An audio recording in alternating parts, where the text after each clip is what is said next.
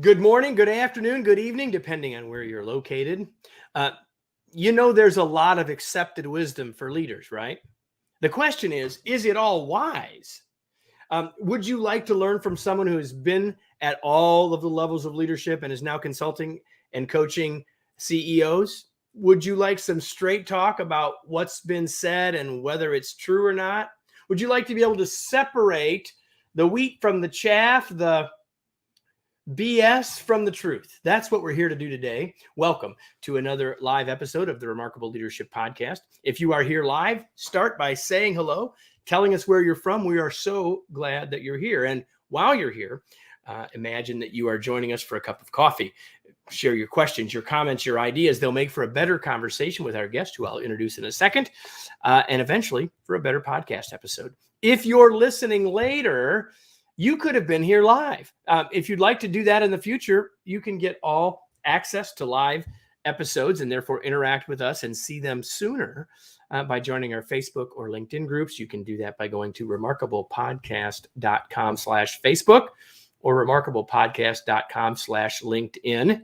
Today's episode is brought to you by Remarkable Masterclasses. We regularly release new skills in this series designed to help you become the remarkable leader and human being you were born to be. Details on how to get on board for a specific skill or get discounts can be found at remarkablemasterclass.com. And with that, I'm going to introduce my guest. Here he is. We get people saying hello from all over. I haven't been able to see that because I was clearly reading. I got to read for one more minute. Then I'm going to get rid of this thing in front of me. Our guest today is Martin G. Moore. He is the former CEO of CS Energy. Within 5 years, he grew earnings from 17 million to 441 million, a compound annual growth rate of 125%.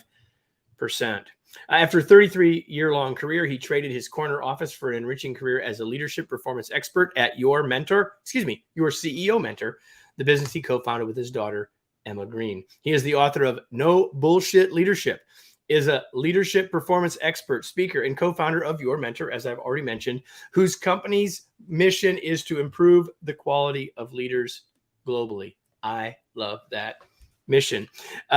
He hosts the No Bullshit Leadership podcast, a weekly chart-topping podcast that has listeners in over 70 countries. And he's also developed Leadership Beyond the Theory, a training program based on his practical in-the-trenches wisdom.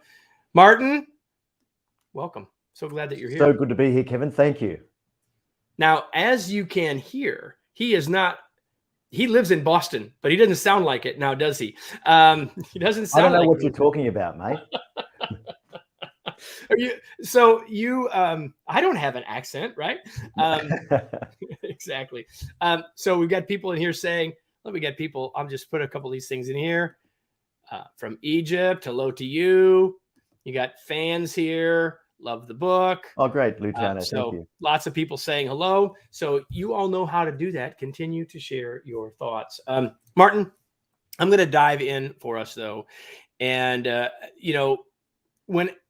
when I started this podcast, you and I were talking about podcasts before we went live here. And when I started this, I said to myself, I want to have leadership experts and expert leaders. And sometimes we get both. And that's what I would see here, right? Someone who's been there and done that and is also doing this part too. So tell us a little bit about the journey. I mean, I don't need to know everything about the 33 years, but give us a little bit of the arc and maybe a little bit about how you end up doing what you're doing now.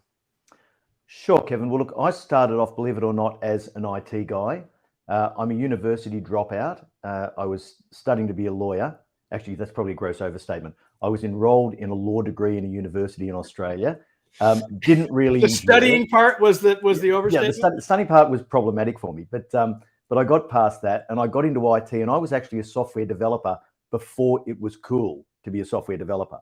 So I was working for a large bank. From there, I got into project management, and I decided that IT was a lot of fun, but it just wasn't where the action is.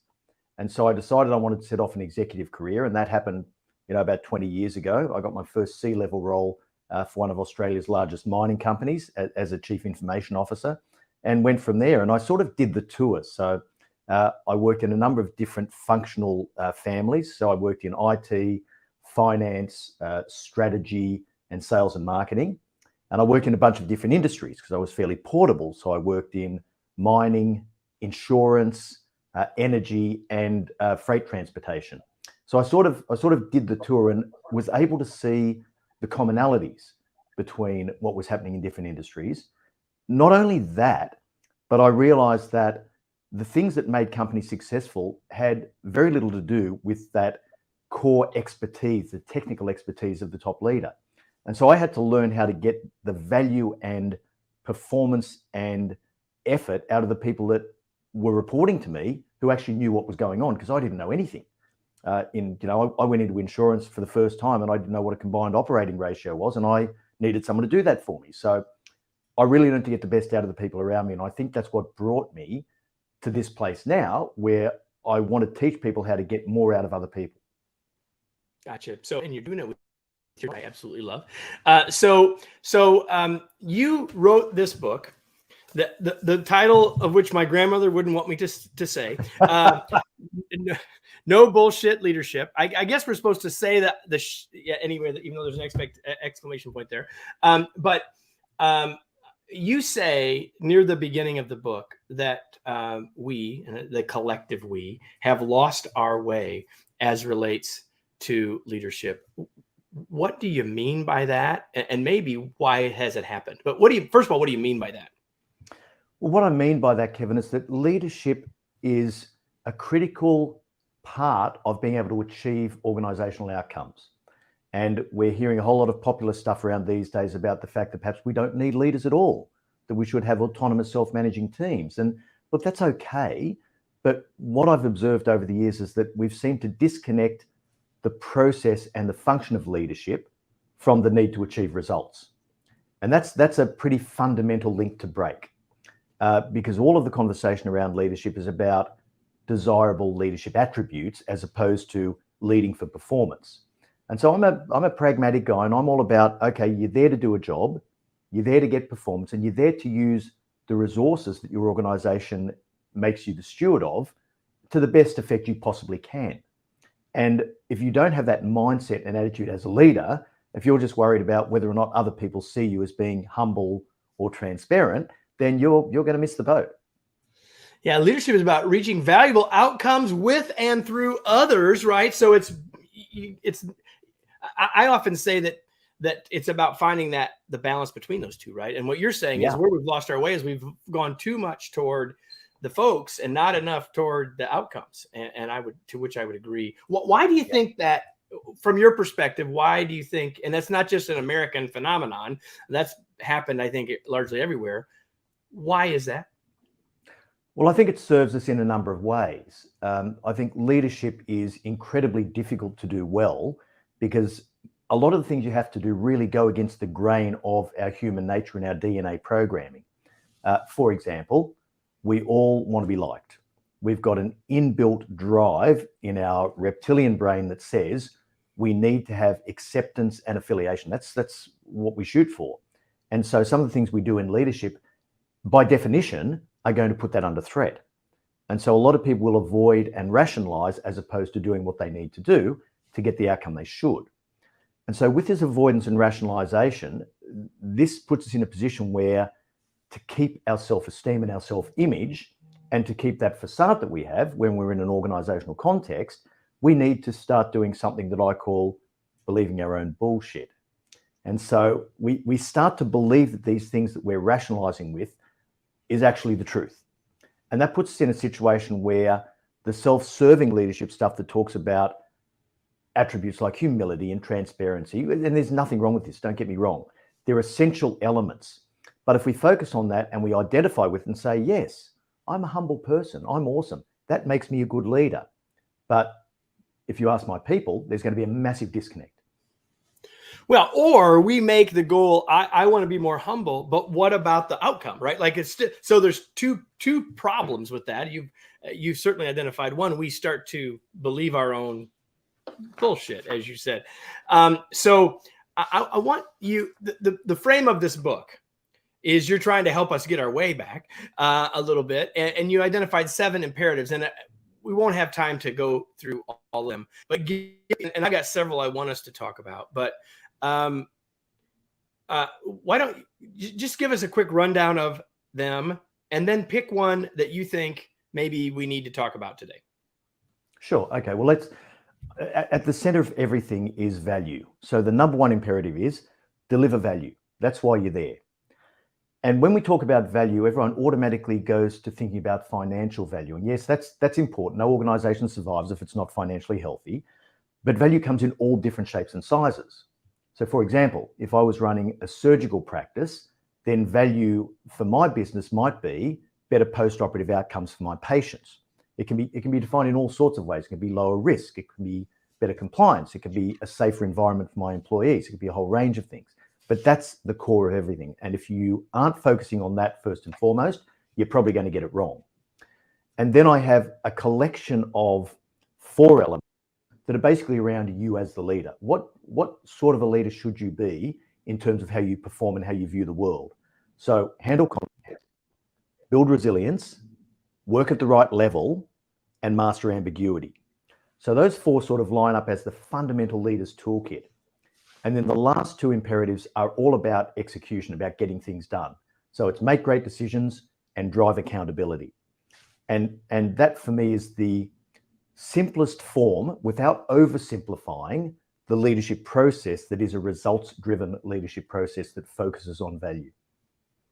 So I think when people hear that list, they're saying, yep, except for one, which I think needs a little more description. I mean, they all deserve more of our attention for sure. But the one that I want you to say more about that people might not flow off of their tongue and into their mind. What do you mean by working at level or working at the right level? What do you mean by that? Yeah, right. So this is one of the core concepts. Everything else flows around this. As a leader, you're paid to do a job. And often what you'll find is that someone or multiple people in your team aren't doing their job to the standard you need them to do it. Now, our natural reaction is to roll our sleeves up and dive in and overfunction for them and do their job for them to get the result the way we want it. And this serves us in 2 ways, right? The first way is I can hide behind that mantra of I always get the job done, or I wouldn't ask anyone to do that I wouldn't do myself. And all of that sounds like it should be true. It all sounds noble, right? But as long as you're down in someone else's work, doing their work for them, you're disempowering them, you're robbing them of an opportunity to grow, you're not able to see whether or not they have the capacity and capability to grow. And as long as you're doing their job, you're not doing your own. You're paid to do a different job. And so the reason that a lot of people, particularly in middle management, get so overworked and don't have enough hours in the day is because they're doing too much of other people's jobs for them. Now, rather than diving in and rolling the sleeves up and doing someone's work for them, it's much, much harder to stand back as the leader and say, hang on a minute, you're paid to do this job and you're paid to do it to this standard. And if you don't make the choice to do that, then we're going to have some problems. But I need you to step into this space. So a disciplined leader will stand back, will leave a vacuum there that the person who's not performing to standard will either fill or not at their choice. And as long as you are empowering them properly, coaching them, making the objectives clear, protecting them from the vagaries of things that happen inside the organization, if you're protecting their decision-making rights, if you're doing all the things that give them the opportunity to perform in that role and they choose not to do it, well, you've just got to make a different choice. But that, of course, Kevin, is much harder than just doing it yourself. Well, we could spend our whole time on that right there. Oh. I want to say 2 things. One, I want to say is that another reason why that's hard for us to disengage from is because that's why we got promoted. Absolutely. We got promoted because we were super good at it. We were willing to go the extra mile, do the extra work and all that stuff. And so we have to, and that's what got us promoted. That's what got us recognized, all of that stuff. What's what we already know. Like, so there's all sorts of reasons why that is. But the other thing I want to highlight that you said that's so important is you said, to the standard. And I think one of the mistakes that leaders make is they don't make the standard clear enough often. Call it standards, call it clear expectations, whatever you want to call it. And so I often say it's not in their job description to read your mind. So we've got to make sure that they know what the standard is. That's the first steps toward them actually delivering against it, right? That's absolutely true. Absolutely true. And look, here's a place where rationalization is rife, because we look at our team and we mistakenly believe that the quality of our team is set by our best performer, We look at that and we go, wow, what a great team. Look at that. That's my best performer. And we look at our worst performer and go, well, you know, Marty's a nice guy. He's an exception, right? He's an exception. So we'll just let him go. But everyone else looks at that and they go, oh, that's the way. That's okay. Oh, okay. So you can come in and behave and perform like that and still keep getting paid every month. Okay, I get it. Well, I can sort of cruise along at 40% and I'm still shooting the lights out. Yeah. Your whole team performance just sinks on the back of that, you know, minimum acceptable standard if you don't make sure it's high enough.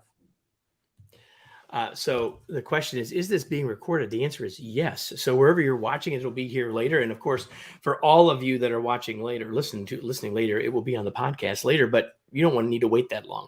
Luciano asked a longish question. I did have the chance to read it. I'm going to read it to you and then you can take it where you want. Why is it that in some organizations, you have people in leadership roles who ask lower managers to get any information they need to get their reports completed, but they don't want you to ask for help from others? Oh, I don't know. I find that remarkable too, Luciano. I haven't come across that too often where they say they don't want you to talk to anyone else or get help from them. Look, I think that one thing about modern organizations is that we have completely overdone the collaboration thing, right? Now, collaboration is critical, but we've managed to turn that into a situation where we get a lot of decision-making by consensus. Everyone has to be happy and everyone has to agree, which is the worst way to make a decision, right? You're always going to get an inferior outcome. Why? Because to get to that point where you've got unanimous acceptance, you have to actually take everyone's position into account and try and appease them. And so by doing that, you end up with an answer that everyone can live with, but no one actually likes. And the way to get really good decisions is to have a singularly accountable person who's accountable for making that call for bad or for worse. And you know that particularly the higher up you go in an organization, you can't please everyone. You know that certain people are going to be unhappy about almost everything you do. So don't agonize over it. Don't worry about it. You know you can't change it. You may as well do the right thing.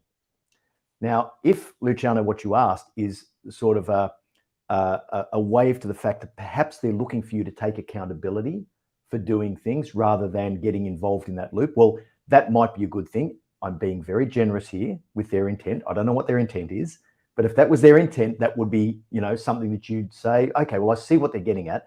Now let's try and make it work. But preventing you from talking to others seems weird. Gotcha. Hey, we've got a guest, or excuse me, we got someone here asking a question that I wanted to get to accountability. I'm going to ask it slightly differently, but I'll just go there now. So the way that I wanted you to talk about accountability is, what's the common BS that we hear about accountability? Let's start there, and then let's get to the truth. Well, we hear that everyone needs a say. Everyone has to be able to input into a decision. Everyone has a right to have their voice heard. And that's complete rubbish, right? It's just not true. There are some people that should be consulted in every decision that you make that's material, because you need the input. Like, you only have one perspective from where you sit. And even though you might hold this single point accountability, and I describe this as, you would know, Kevin, one head to pat, one ass to kick, they both belong to the same person. That's it, right? That's the only way you can actually get execution done well in an organization. And that accountable person has to exercise their judgment. They have to be able to say, okay, I know an opinion from the legal team on this. I need an opinion from our marketing specialist who understands this client well. I need an opinion from X, Y, and Z. But you might be feeding in 3 or 4 opinions, not 30 or 40.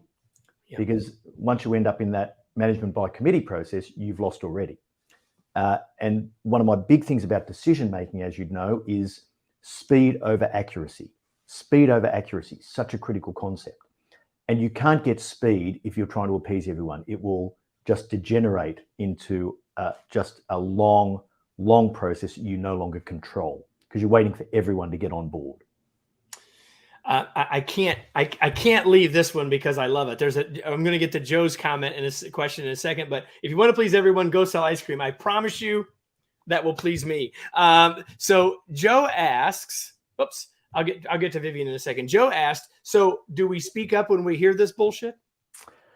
Well, he even spelled it right. Look at that. That's he did too. Joe, that's a great question. And it is, I think, really important that you realize you've still got to live within the organizational culture. Now, I was always very outspoken as, a senior leader and an executive before I got to the point where I was a chief executive. I could run my race a little more. But on the way up there were sometimes I knew I was doing myself a disservice by speaking out, because a lot of people don't want to hear that. It's like the emperor's new clothes. They're walking around naked, but they don't want anyone to tell them they are. So you've got to be a little bit circumspect about this, and a little bit cautious if it's a place you still want to work in. And what I would do would be to pick out certain elements. So calling people out on their bullshit is more about saying, okay, I'm not sure that that's true.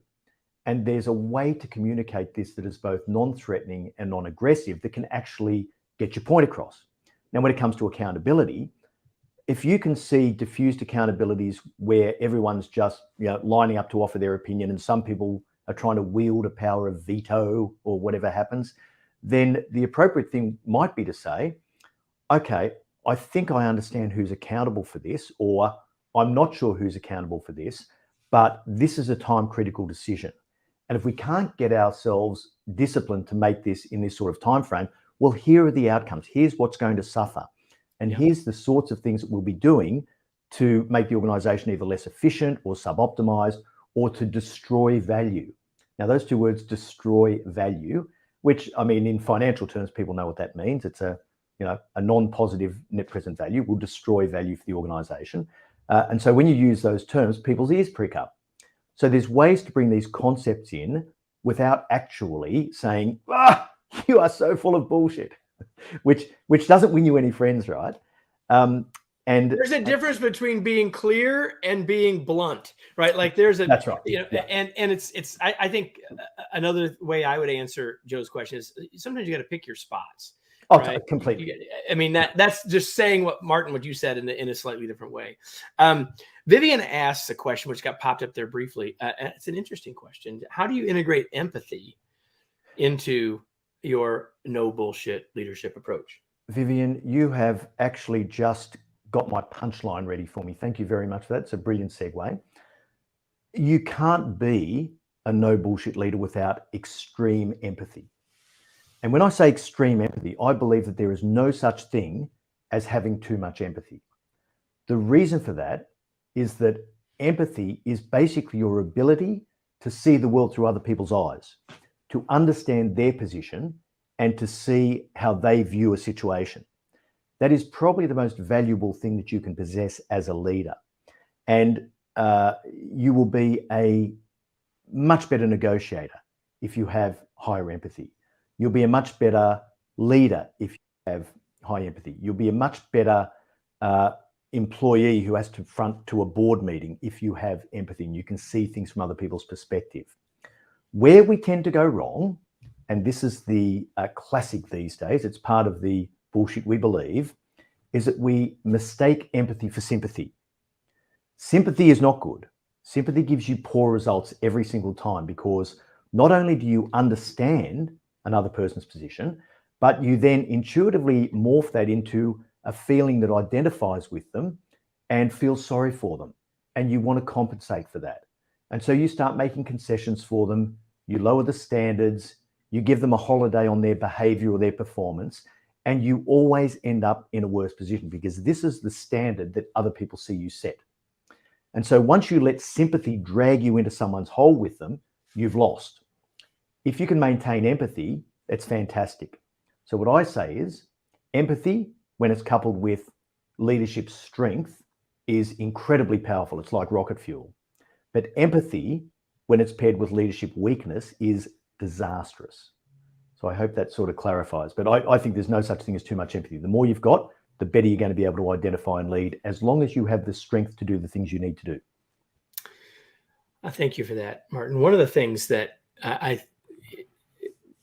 one of the hottest topics right now, one of the things that will guarantee people will listen to your podcast is if you put the R word in there, and it's not remote, although that one would be apply too. Yeah. It's this word resilience.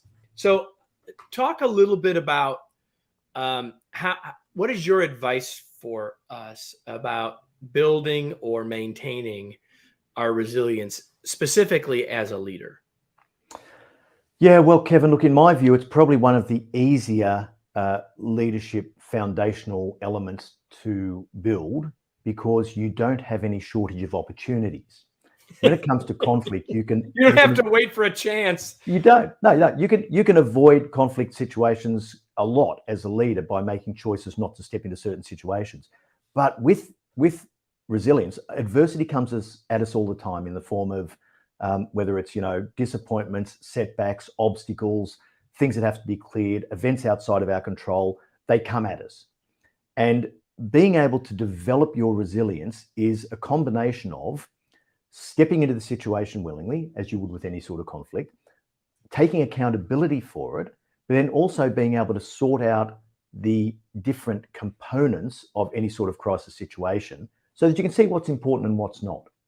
And if you can actually scope down the problem to something much smaller than our initial reaction, where fight or flight mechanism is triggered and we just start panicking about it and the sky's falling, there are a number of tools you can use that make it much easier to deal with those situations. So in my book, for example, I go through a set of questions that you can ask, which just give you a better perspective on any situation. So something happens and automatically we go to the worst case scenario and we fear it and we worry about it and we think about all the ramifications, but we don't do it clearly. We don't do it analytically. We just tend to react emotionally. And so it's stopping that emotional reaction and saying, okay, how big a deal is this going to be in a week's time? And you can pick your time frame on that. How big a deal is this going to be next month? Today, the sky's falling, but in 48 hours, the sky's going to be blue, the birds are singing, and the sun's shining again. And we know that that's the way it goes because it happens over and over and over again to us. Hey, you're talking about my morning. Exactly. So we know that's going to happen, right? And other questions like, okay, so what's now that the event's over, what is it that we have left to worry about? Like, it's done, we can't change that. So what's left to worry about? Is there anything we need to, do now to shore up the situation to make sure there's no further damage? Okay, well, once that's done, how material is the financial impact? Is it material to our P&L? Will it be declared in our end of year accounts? Like, for most organizations, $1 million is a rounding error. So, you look at that and you go, okay, so I'm not suggesting that we be cavalier with our organization's finances. What I'm suggesting is you put it in perspective. So something goes wrong. Okay, we've lost that money. We can't get it back. We'll find a way to make that money back by doing something else going forward. And we'll work as hard as we possibly can to do that. But that's gone. And it's $1 million, right? It's gone. It's done. Let's think about what we're going to do going forward to build that value back. And so you should spend every single dollar like it's your own. You should guard every dollar of profit jealously. But still, when you lose some money, you lose some money. Move on, right? Don't worry about the ramifications. Just move on and do better next time. So there's all these things that we burden ourselves with in terms of our human nature to catastrophize. And if we just think through it clearly, then it's not going to be as big a deal. It reminds me of the story, true or not, about Thomas Watson, the founder of IBM, who the story goes, and I don't remember if it was 1 million or 100,000. It doesn't matter. Someone thought they were going to get fired, and they went to Watson and said, well, I'm sure you're going to fire me now because I just cost us $1 million. Why would I fire you now? You just got $1 million lesson. Like, so exactly. The idea of putting it into perspective, and the story I've probably not got quite right, but the idea it is right. And I need to tell everyone who's commenting, I love all the comments. We're not going to have time to get to all of your questions, but because I have a couple more things that I need to ask Martin before we're done. Sure. And I want to ask you a question that I bet you haven't been asked before on a podcast.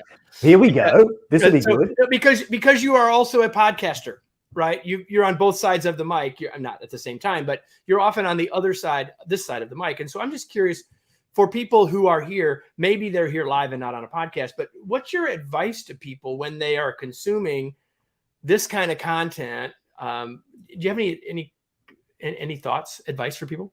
Sure. just a few little things. So the first thing is there's such a rich library of value out there now. There's, I don't know, over 2 million podcasts in the world now. Find a topic of interest and search around, find out what's on the top charts and get into it, because there's so much value there and it's incredible. It's free, it's fully accessible. And you're probably the same as me, Kevin. When we started our No Bullshit Leadership podcast in 2018, my daughter and co-founder, Emma, who's the CEO of our business, she said to me, okay, Dad, here's how it works. We're going to put all our best material into the world for free. And I'm a 30-year corporate veteran. I'm going, no, that's not how it works, darling. Patting her on the shoulder, they're there, you'll be okay. That's not how it works. But it's exactly how it works. And so we started off in September of 2018 with some of our best content. And every week we still try and put our very best content out there for free. So bearing that in mind, you can do a lot to build your business, build your career, build your life by accessing free content. The second thing I'd say, which goes against my natural grain, is if you start listening to something and you're finding it a little bit dull, well, just trash it, right? There's so much out there. Life's too short to be listening to average content. So go and find the great content. If something doesn't resonate with you, just dump it and keep moving, right? So much stuff out there. So yeah, enjoy it. Make sure it's fun. There's a lot of learning out there that's both productive and fun.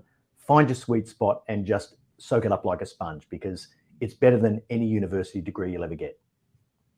Spoken from the man who quit studying for law. Okay, so yeah, absolutely. I'm biased, but I did go back to school later. You said the 3-letter word fun, so I'm going to ask you, what do you do for fun, Martin? Well, I'm a mad sports fan. I used to be a big runner, so I ran a number of marathons back in my younger years. When my dodgy knees and my love of good red wine convinced me to, I actually gave up the long distance running. But I still love all sorts of sports. And of course, now that I'm living in the US with my wife, we're massive fans of, can I say this? The Patriots, New England Patriots, right? You can't say that to me. I live in Indianapolis. I mean, so people here don't care as much now that man, named Mr. Brady, left. But right. No, of course you can say that. And so we love. We could learn from the coach of that team. For sure. Oh, totally. And look, and so my wife and I are big sports fans. We walk together, just the two of us here in our US family based over here. So we spend a lot of time together. We walk together. We watch sport together. I like reading. And of course, I listen to podcasts as well, which I do while I'm doing anything that keeps me fit. So everybody, a little inside baseball here. Martin told me ahead of time that he has listened or watched, whichever, some of our podcasts. And so he knew I was going to ask the fun question. He also knows the next question. Since he mentioned he likes to read, what are you reading these days, sir? Yeah, it's a good one. Well, I've got 2 books I'm toggling between because one of them is really heavy going. It's a book by McKinsey on valuation and valuing businesses. Now, it's an absolute classic. It's the Bible of business valuation, and it's something I'm interested in, so I'm reading it. But I need to plow through it. So at the same time, I'm also reading, when that is a little bit too hard for me, but I don't want to go all the way to a Netflix binge. I'm rereading a book that I read a number of years ago, a brilliant book called What Money Can't Buy by Michael J. Sandel. And that is just a brilliant book, because when I do anything, I like to be challenged and I like to be pushed. And I love, whether it's watching a movie or reading a book or anything else, I love to be part of it and just go, oh, I don't know if I agree with that. I don't know if I'm comfortable with that. I just like to be challenged and pushed, right? And that book really pushes me, because I'm a markets guy, right? Let the free market do its work. And when a guy like Sandel talks about the morality of markets, it really pushes me to think more deeply, which I love. You got Patriot fans here. Thanks, Joe. I'm with you, mate. Well, and Matea, same thing. You got 2 of them here. Okay. Vivian asks, real quick, best book you've ever read? Oh, that's a tough one. There's so many great books. I love Malcolm Gladwell as an author. I love Michael Fitzgerald as an author. I love the stuff they write. Moneyball's a fantastic book. Outliers is a fantastic book. There's just so much really, really good stuff there. But I also love, as I said, books that challenge conventional wisdom. So one of my favorite ones is a book called The Halo Effect. And when you read the classics that everyone would have heard of, like Good to Great and In Search of Excellence, everyone goes, wow, those are just classics. Well, go and read The Halo Effect, because it actually pulls apart the research that's done in those types of books and just says, they're not all they're cracked up to be. Now, the principles might be true, but hiding behind this, research team of 45 people or whatever it is, doesn't necessarily give you the right answer. So yeah, that's good. That's a challenging book to read. It's great. A lot of fun. There's so much good stuff out there. Martin, the question that I have for you that you've been wanting me to ask from the beginning is, where can people learn more about your work, about this great book, about where do you want to point people while I hold this up? Yeah, thanks very much, Kevin. So so the book's doing really well. It's a Wall Street Journal bestseller, which is fantastic. You've got an early version, hasn't got the starburst on it. But the book's done really well. You can get that on Amazon, Goodreads, anywhere you get your books from. I think probably the number one place to start with anything from us is the podcast. So No Bullshit Leadership by Martin G. Moore is on any podcast player, Stitcher, Spotify, Apple Podcasts, whatever. And that will just give you an introduction into the concepts. And we've got 171 episodes out there as of tomorrow, which give you a whole bunch of stuff. And then for me, martingmoore.com. martingmoore.com and the No Bullshit Leadership podcast. And many of you are listening to a podcast, so you finish this one, just pop over there. Now I have a question for all of you before we leave. The question is not for Martin, but for everyone else. And the question is, now what? What are you going to do with this? What action are you going to take as a result? Maybe you want to take some of those very specific ideas around being more resilient. Maybe you need to think differently about accountability. Maybe you want to make a different choice about how you make decisions. Those are just three of many of the nuggets that we took from this day, but none of it matters if you just absorb and root for the Patriots and do nothing else. Like, you've got to take some action. So everybody, listen, it's a pleasure. First of all, Martin, it was a pleasure to have you. Thank you. Such a pleasure. Such a good time to visit with you and to learn with and from you. And so everybody, you want to go watch and listen to Martin's podcast, but also if you love this and you can scroll down in your app and find another episode that you didn't listen to, or you can go to remarkablepodcast.com to find any of over 300 episodes. We'd love to have you do that. And I can promise you one thing, we'll be back next week with another episode of the Remarkable Leadership Podcast. Thanks, everybody.